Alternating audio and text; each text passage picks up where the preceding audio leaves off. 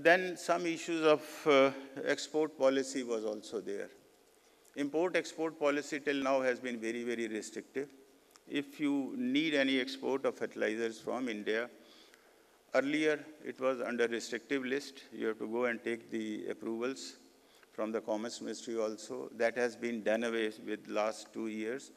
But you need to intimate the Department of Fertilizers and take their approval in respect of some of the products. The reason being that most of these products are under subsidy concession. So that's more for monitoring. But we feel that as far as the export policy is concerned, particularly India can have some share, at least in South Asia. We have the neighboring countries, Nepal, Myanmar, we have other countries also, where if good quality products are produced, we can find some market for them. I am aware that in Bangladesh earlier, some SSP was exported, and the quality was so poor that the Bangladesh had to ban that import of SSP. So these are the issues, but export policy should be made simplified, we agree. And well, then ultimately we discussed, when we talk of the balanced nutrition, it applies not only to micronutrients, it applies across all the nutrients. 4R principles which needs to be promoted: right source, right time, right place, right quantity. That applies to all. So a lot of extension works needs to be done. Then there was also some recommendation about the white paper or policy paper should be brought out on micronutrients. Well, white paper means, well, something very hodgepodge or something very not transparent is there. So as far as micronutrients or all nutrients are concerned, I think there is more need of a policy paper than of a white paper by the Agriculture Ministry. So these are some of the broad recommendations, sir, which we thought it is important to bring to your notice. With this, I'll conclude here. Thank you.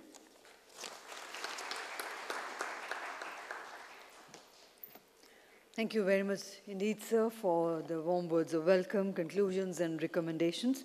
And now, ladies and gentlemen, may I invite Mr. Colin Thompson, General Manager, Sales, Rio Tinto, to kindly do the honors of addressing the August House present here. Please put your hands together to welcome. Thank you. Good afternoon. Honorable Minister of State for Agriculture and Farmers' Welfare, Mr. Akhilesh Chaudhry, distinguished guests on the stage, ladies and gentlemen. On behalf of Rio Tinto, it is my honor today to propose these concluding remarks at the valedictory session of this important and very relevant conference on micronutrients. It is not lost on me that yesterday was National Teachers' Day. For me, this has been a very educational couple of days here in Delhi. You know, at a company like Rio Tinto and any large organization, I think sometimes it's easy to get caught up in the day-to-day and think about revenue forecasts and profit margins. For me, the past 2 days has been important because it reminds me of why we really do what we do. And we're here to solve some fundamental problems. And the business is, for us, is all about people. So yesterday in his opening remarks, Honorable Minister, Mr. Tomar, recognized the importance of micronutrients and stated that micronutrients are key for the efficacy of NPK and increased crop productivity and quality. For us at Rio Tinto, as was mentioned, I manage the sales across the Americas, Europe, Africa, the Middle East, and India. There are no other markets globally as important for our business as agriculture. And within that market segment, India is a very, very important geographical focus for us. And again, you know, one of the things that we look at is the problems that we're trying to solve. And there is a fundamental issue here. We're talking about nutritional security. That's a fundamental problem that we all need to get together and work on. And we look forward to being part of that solution. So nutrients play an important role in achieving sustainable crop production.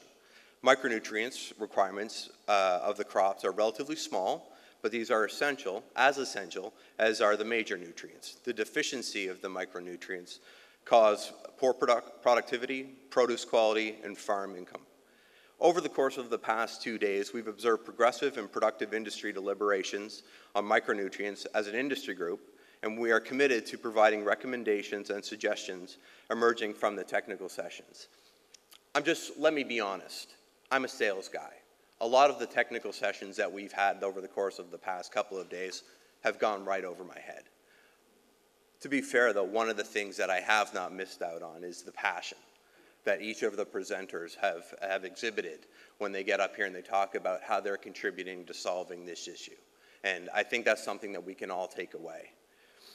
It is the need of the hour that, as an industry group, we must strive to become trusted partners to the government in its endeavor to double the farm income by 2022. Doubling farm income using balanced crop nutrition is not distant, but it's a joint collaboration between raw material suppliers, fertilizer industry, wholesalers, retailers, and technology innovations. We all have a big role to play. And I think one of the things that we all recognize is that the problem will not solve itself. It's up to us. And it's up to us in this room, and it's up to our networks outside of this room to push towards that solution. This is a 360-degree approach to address micronutrient deficiency, and it envisages a holistic picture with increased crop production, welfare to farmers, and to human health. So, in conclusion, this Global Micronutrient Summit 2019 is an effort to highlight the importance and need of micronutrients, and I conclude my remarks with much positivity that together as a team, we will find innovative solutions to the micronutrient deficiencies and to solve this problem. I thank you for your time, and I hope you've enjoyed your time with us.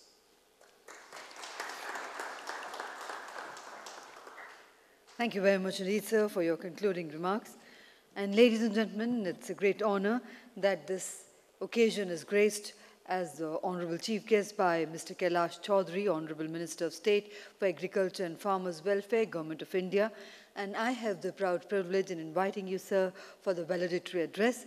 Ladies and gentlemen, let's put our hands together to welcome our Honorable Chief Guest.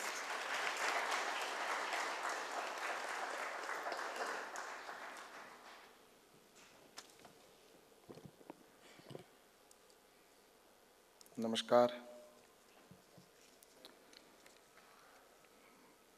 DISE पर विराजमान हमारे बीच में श्री सतीश चंद्र जी और guest के रूप में विराजमान Shri Adrian green जी और मिस्टर कॉलिन थॉमसन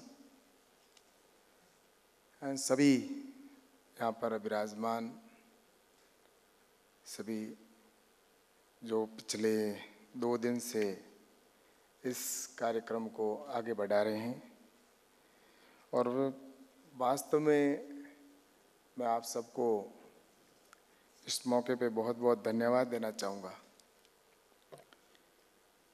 कि जिसकी हमें पूरे विश्व के अंदर चिंता है और उसका काम हम सब मिलकर आगे बढ़ा रहे हैं। ग्लोबल माइक्रोन्यूट्रिएंट समिट जो कल से प्रारंभ हुई और इसमें सबसे पहले मैं ये कहना चाहूँगा कि हम ऐसे चिंता कर रहे हैं जैसे कि हमारा स्वयं का काम है और आज 2 दिन से एक ही चिंता है कि हम आने वाले समय के अंदर हम किस तरह से इस समस्या का समाधान कर सकें। तो वास्तव में ये देश कृषि प्रधान हमारा भारत देश है और इस कृषि प्रधान देश के अंदर हम सबको यही चिंता सता रही है कि भविष्य में हम किसान के लिए क्या कर सकते हैं, क्योंकि किसान के सामने समस्या ये है कि हमें जो नॉलेज है और खेत के अंदर कितनी मात्रा में न्यूट्रिएंट्स की आवश्यकता होती है या कितनी हमें खाद की आवश्यकता होती है और किस समय हमें फर्टिलाइज़र को डालना होता है, ये उसको जानकारी कम होती है।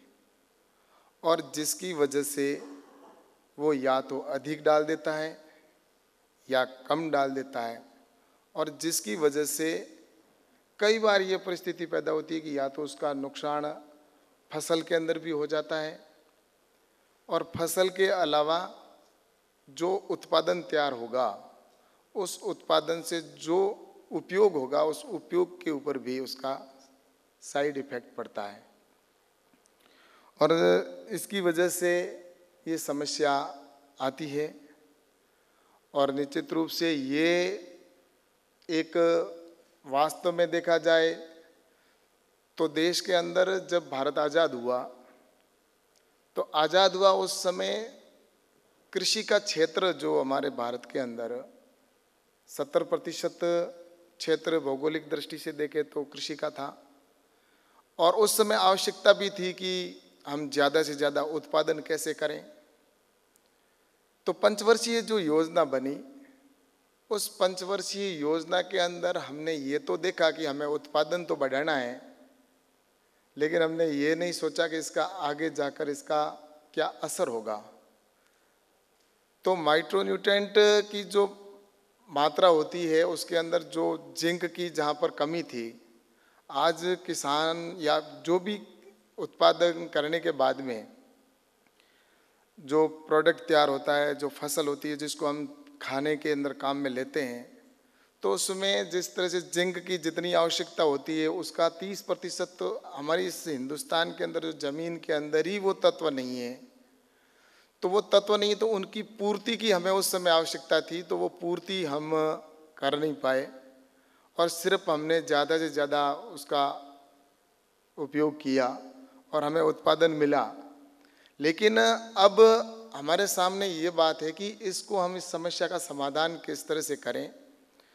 तो आप सभी ने कल से निश्चित रूप से यहाँ पर चर्चा कर रहे हैं, और आगे भी पीछे भी आपने कई वर्षों तक आपने हर साल इसकी होती है समिट होती है जिसके अंदर आप बैठकर विचार करते हैं।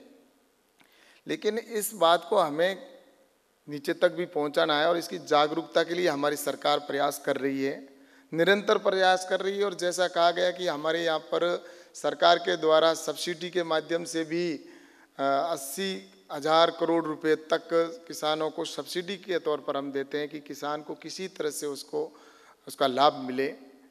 और उसकी वजह से अपन देखते हैं कि आज हम सब मिलकर इस प्रयास में लगे हुए हैं। और हमारे देश के प्रधानमंत्री माननीय नरेंद्र मोदी जी ने भी कहा है कि हमें 2022 तक किसान की आमदनी दुगना करना है, और दुगने के साथ ही हमें उसके गुणवत्ता में भी सुधार करना है। तो जिस तरह से जीरो बजट फार्मिंग का भी प्रधानमंत्री जी ने कहा है कि जीरो बजट फार्मिंग कर हो, जिससे कि उसके गुणवत्ता में सुधार, और जैविक खेती के ऊपर भी प्रधानमंत्री जी ने जैसा कि इस बार कहा है 15 अगस्त को भी कि जैविक खेती करने से आने वाले समय के अंदर उसका लाभ उस उत्पादन में भी बढ़ेगा और इसकी वजह से आगे लाभ भी होगा। लेकिन मैं एक बात कहना चाहता हूँ कि अपन सभी यहाँ पर बैठे हैं और 70 साल नहीं 70 आज़ादी के बाद में भी हमने हमारी जो मृदा है उसको हमने देखा कि धीरे धीरे उसके अंदर गुणवत्ता इतनी खत्म हुई और इतनी पेस्टिसाइड का भी उपयोग किया कि आप सब जानते हैं और हम सब जानते हैं कि उसकी वजह से कितनी तरह की हमारे शरीर के अंदर बीमारियां हुई।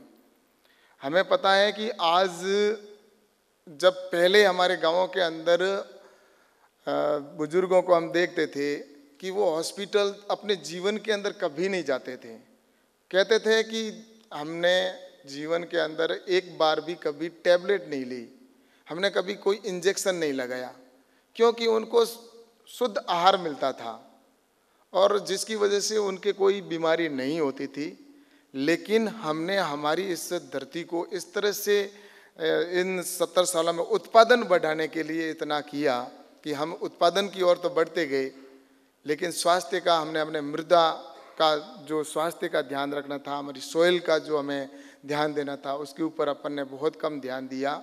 और जिसकी वजह से आप देखते हैं आज पंजाब है, हरियाणा है, अन्य जो प्रदेश है जहाँ पर इतनी ज़्यादा मात्रा के अंदर किसान जब यूरिया डालता है तो वो सिर्फ इस तरह से डालता है कि जिसकी वजह से कुछ तो उसकी उपयोग भी नहीं आता, जो सिर्फ डाल के फेंक देता है, तो कुछ तो उसके काम नहीं आता है, कुछ उसके सिर्फ बहुत कम 30% मात्रा में, भी जैसा सतीश जी कह रहे थे, सिर्फ किसान के तो 30% ही काम में आती है। तो इस तरह से ये जो हमने अपने स्वास्थ्य के अंदर आज इस तरह से कैंसर से हमारे बीकानेर के लिए एक कहते हैं कि एक ट्रेन जाती है जिसके अंदर अधिकतर कैंसर के पेशेंट होते हैं, तो उसकी वजह से उसका नाम ही लोगों ने कैंसर ट्रेन रख दिया। तो इस तरह से हमें आने वाले समय की हम सब चिंता कर रहे हैं और किसानों की आय को भी दुगना करना है और मानव के लिए हमें सब पोषण की चिंता कर रहे हैं। तो हमारे प्रधानमंत्री जी ने और हमारी सरकार के द्वारा भी जिस तरह से खाद्य सुरक्षा का एक अभियान के तहत खाद्य सुरक्षा की बच्चों के अंदर पोषक तत्वों की कमी है, विद्यालय के अंदर भी हमने मिड डे मील के माध्यम से बच्चों को किस तरह से उनको पोषक तत्व उनको ज़्यादा सब न्यूट्रिएंट्स मिले, तो उसके सारे प्रयास किए जा रहे हैं। तो सरकार निश्चित रूप से हमारे देश के प्रधानमंत्री माननीय नरेंद्र मोदी जी इस बात की चिंता कर रहे हैं और आप सभी भी कर रहे हो। और इसको लेकर जैसा आज अभी यहाँ पर कुछ जो आने वाले समय में हम सबको आवश्यकता है, जैसा आपने डिमांड की बात की है, तो हम भी प्रयास करेंगे। और मंत्री जी भी कल हमारे यहाँ पर आए थे, आप सबके बीच में बात भी हुई थी और जिसकी वजह से ये अब प्रधानमंत्री जी भी कल चर्चा हुई, तो मंत्री जी और हम बैठ के भी किस तरह से हम और अच्छा कर सकते हैं, क्योंकि हम सभी इसीलिए इकट्ठा हुए हैं कि आने वाले समय में हम इस देश के लिए कुछ करें। और ये देश ही नहीं, पूरे विश्व के अंदर विश्व को चिंता है, क्योंकि आज हमारे अमेरिका से भी अतिथि आए हैं, पश्चिम बंगाल से भी, सभी जगह से हैं और पूरे विश्व के अंदर सबको चिंता है। तो इस चिंता को करने के लिए हम सब यहाँ पर इकट्ठे हुए हैं। मैं मानता हूँ आपने बहुत अच्छे कल से बैठकर आपने यहाँ पर डिस्कस किया है और उस डिस्कशन के अंदर आपको बहुत कुछ जो मिला है उसको अपन किस तरह से आगे उसको फॉलो करें, तो जिसकी वजह से हमारी जो सरकार की मंशा है वही आपकी मंशा है और हम सब मिलेंगे तभी हमारा जो सपना है वो साकार होगा।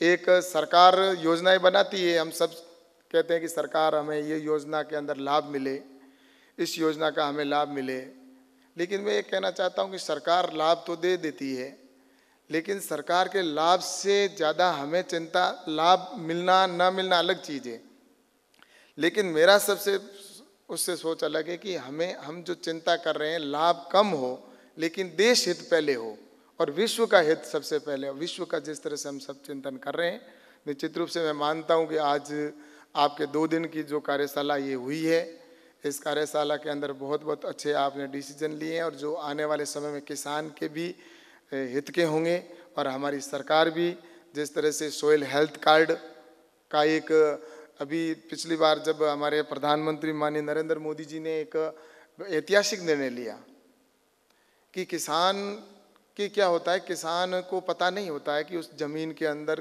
कौन सी कमी है, उसको सिर्फ अपने खेत के अंदर बरसात होती है उस समय उसको ये पता होता है कि जो बीज हमें मिलेगा उसको हमें बोना है और साइंटिस्ट कह देते हैं कि ये बीज अच्छा है और उसी के ऊपर वो विश्वास करते हैं और विश्वास के आधार पर वो किसान ले जाके खेत के अंदर डालता है और खेत में डालने के बाद में उसको सिर्फ उसका उत्पादन किस तरह से बढ़ाना और किस तरह से हो उसको उत्पादित हो उसको वो अपनी पूरी मेहनत करता है। ये नहीं है कि किसान मेहनत नहीं करता, उसके मन में है कि मैं कुछ ज़्यादा उत्पादन लूँ, लेकिन उसके बावजूद भी मैं तो यही कहता हूँ कि उसके मन में हमें उनको जागरूक करने की हम सबको आवश्यकता है। और प्रधानमंत्री जी ने जैसा मैंने बताया कि सोइल हेल्थ कार्ड क्योंकि किसान को सोइल की जानकारी के लिए अभी सरकार के द्वारा भी प्रत्येक जिले के ऊपर केवीके के अंदर प्रयास किए जा रहे हैं कि प्रत्येक केवीके के अंदर वहाँ पर लेबोरेटरी लगे और लेबोरेटरी लगाई भी है और सब जगह के किसान जागरूक होके अपने खेत के अंदर से मिट्टी लाकर वहाँ से टेस्ट करवाए और वो टेस्ट करवाएगा मिट्टी तो उसको पता चलेगा कि मेरी ज़मीन के अंदर कौन सी कमी है। तो इस तरह से किसानों को जागरूक करने का भी सरकार प्रयास कर रही है, किसान की आमदनी बढ़ाने का भी सरकार प्रयास कर रही है। सरकार, आप और हम सब मिलेंगे तभी हमारे किसान की भी आमदनी बढ़ेगी, और हम सब मिलेंगे तभी हमारी जो समस्या है उस समस्या का भी समाधान होगा। तो आपने निश्चित रूप से ग्लोबल माइक्रो यूनिट समिट जो की है अपने न्यूट्रेंट की, तो आप सबको मैं बहुत बहुत शुभकामना देता हूँ, बहुत बहुत बधाई भी देता हूँ और धन्यवाद देना चाहूँगा कि आपने इस ऐसे महत्वपूर्ण कार्य जो हम सबको चिंता है उसके लिए 2 दिन से बैठकर आप मेहनत किए। क्योंकि देखो, मैं एक चीज़ कहना चाहूँगा कि वो इसलिए मैं कह रहा हूँ कि दुनिया के अंदर आदमी के पास में समय नहीं है, क्योंकि कई तरह के दान होते हैं। एक तो हम रक्तदान भी करते हैं और आँखों का दान भी लोग करते हैं और पैसे का दान भी करते हैं, लेकिन मेरी नज़र में समय दान है वो सबसे बड़ा दान है। क्योंकि किसी व्यक्ति के जीवन में से जीवन के जो दिन है वो फिक्स है। कोई कहता है कि मेरे ज़्यादा है दिन है, कोई ये नहीं कह सकता कि यहाँ से बाहर निकलने के बाद भी कोई गारंटी नहीं है, लेकिन उसकी दिन फिक्स है। और उस दिन में से अगर कोई व्यक्ति इस देश के लिए या इस समाज के लिए या विश्व के लिए सेवा के लिए अगर 10 मिनट का भी टाइम निकालता है तो वो समय जा चुका, कभी वापस नहीं आना है।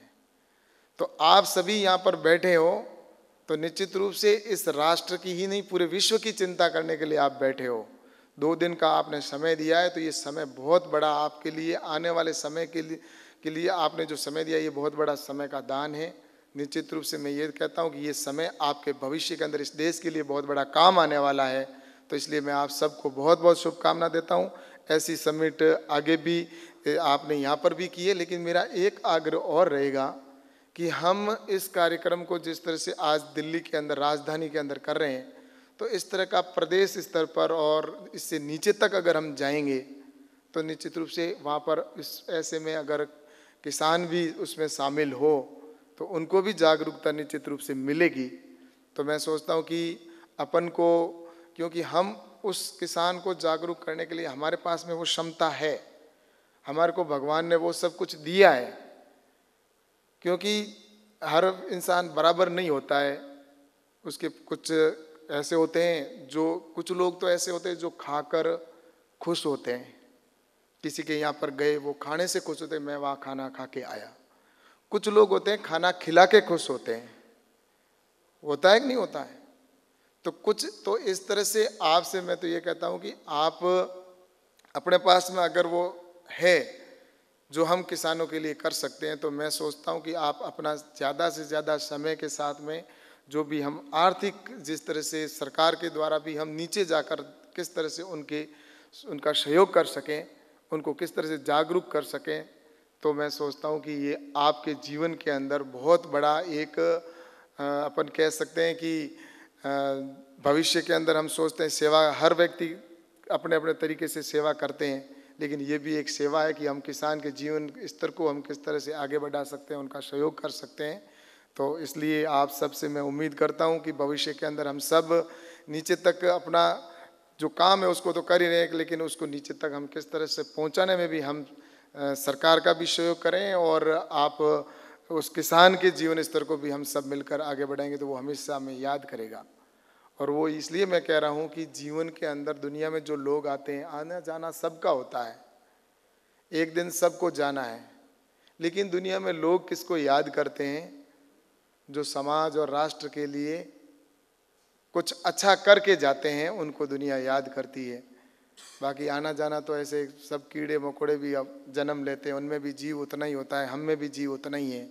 लेकिन निश्चित रूप से आज इतने सक्षम यहाँ पर आप सब लोग बैठे हो, इसलिए मैंने ये बात कही है। तो मैं आपसे उम्मीद करता हूँ कि हम सभी इसी चिंता के अंदर बैठे हैं और आने वाले समय में निश्चित रूप से उन किसानों के लिए हम सब मिलकर कुछ ऐसा करें ताकि किसान जागरूक हो और किसानों के लिए किसान की आमदनी बढ़े। और हमारे प्रधानमंत्री जी माननीय नरेंद्र मोदी जी ने तो विश्व के अंदर जिस तरह से उन्होंने एक ग्लोबल वार्मिंग की भी उन्होंने बात की है, आज जिस तरह से उन्होंने प्रधानमंत्री जी ने स्वच्छता अभियान को भी हाथ में लिया उन्होंने, तो पूरे विश्व के अंदर एक संदेश गया। आज प्लास्टिक मुक्त करने की भी बात कर रहे हैं, तो उनको चिंता सिर्फ देश की नहीं, पूरे विश्व की वो चिंता करते हैं। वसुदेव कुटुंबकम की जो बात है वो हमारे प्रधानमंत्री जी कहते हैं। तो मैं सोचता हूँ कि हम सब मिलकर उनके साथ में रहते हुए उनके काम को भी हम सहयोग करते हुए आगे बढ़ाएंगे, तो किसान का जीवन स्तर भी आगे बढ़ेगा और देश का भी हमारा विकास और आगे बढ़ेगा, क्योंकि ये देश कृषि प्रधान देश है। आज इस 70% भूभाग पर कृषि होती है, तो निश्चित रूप से किसान समृद्ध होगा तो पूरा देश समृद्ध होगा। ऐसी मैं बात करते हुए अपनी बात को समाप्त करूंगा और आपके सबको मैं बहुत बहुत शुभकामना देता हूं, बहुत बहुत बधाई देता हूं कि आपने बहुत अच्छा ये कार्यक्रम रखा। आप सबका बहुत बहुत आभार, धन्यवाद। जय हिंद, जय Bharat.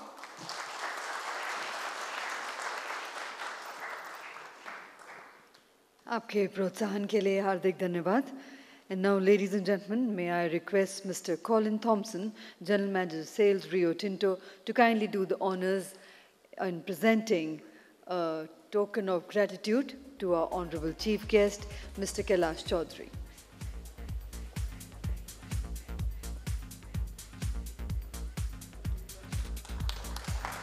We once again thank the Honorable Minister for sparing his valuable time in gracing this occasion.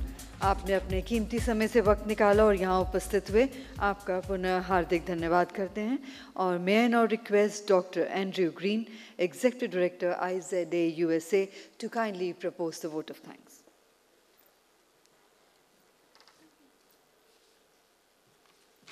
Namaste. Honorable Minister of State for Agriculture and Farmers Welfare, Mr. Kailash Chaudhary, Mr. Satish Chander, Director General, FAI, and Mr. Colin Thompson, General Manager, Rio Tinto.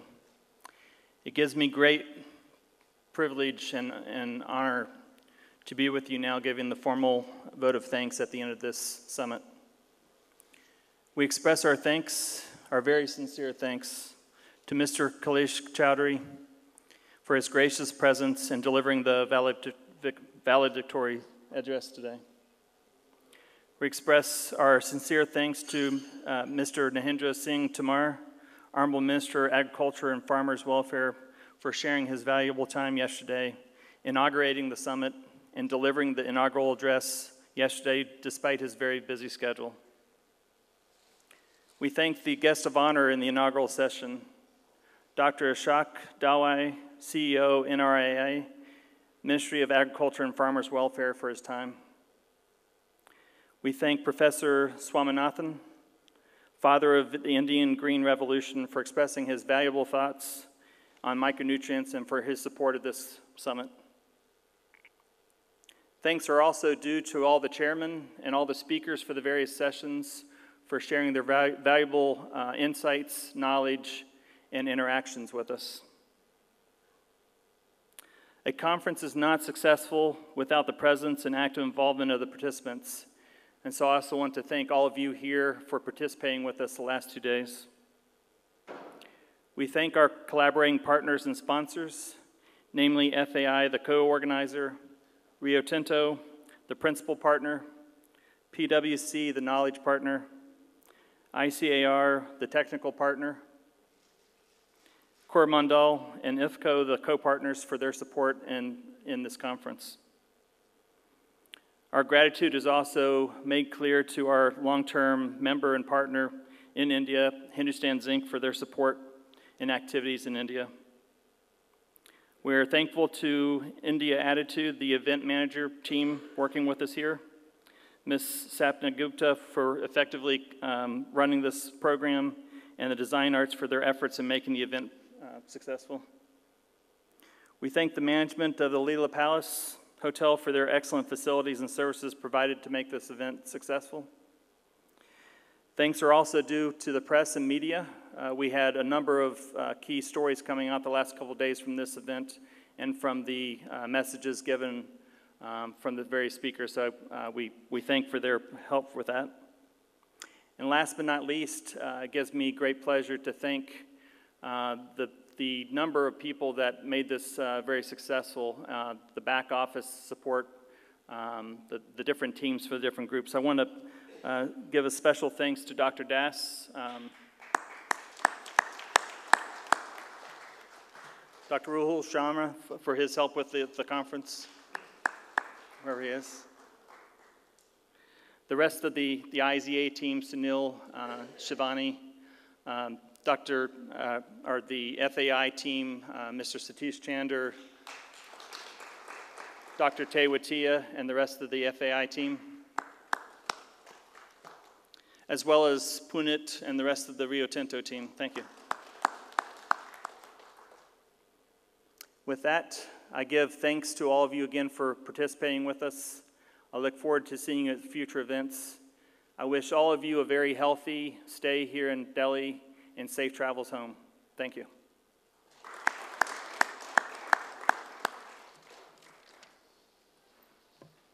Thank you very much indeed, sir, for kindly proposing the vote of thanks. I'm sure it is being seconded by each one of us present here. I once again take this opportunity to thank our Honorable Minister and our dignitaries for gracing this occasion. I thank all our distinguished and eminent chairpersons for chairing the sessions wonderfully, all our eminent speakers, and above all, I thank all our delegates for your presence in making this event a huge success that it was. Thank you once again. I invite all of you to kindly join us for lunch, and we close the proceedings of the Global Micronutrients Summit. Thank you very much indeed. Have a wonderful day ahead. Good afternoon and namaskar.